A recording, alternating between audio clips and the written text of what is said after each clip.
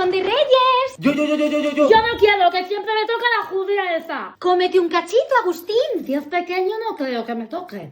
Yo quiero un montón, ¿eh? Niños, recordad que si os toca el haba tenéis que pagar el roscón de vuestra hucha. Espero que me toque el rey negro y completo mi colección. Voy a hacer pizza, ahora vengo, ¿vale? ¿Dónde estará? ¡Uy! ¡El lava! Se va a enterar. No hagas trampas. Solo estaba quitándole la fruta, un trozo de fruta. ¡Mira! ¡Por ahí van los Reyes Magos! ¿Dónde? ¡Por ahí! Podéis empezar a comer, niños. Se ha teletransportado a mi trozo. ¡Esto de patapos tramposo! ¡Y mira lo que tengo! ¡Apagar, apagar! ¡No!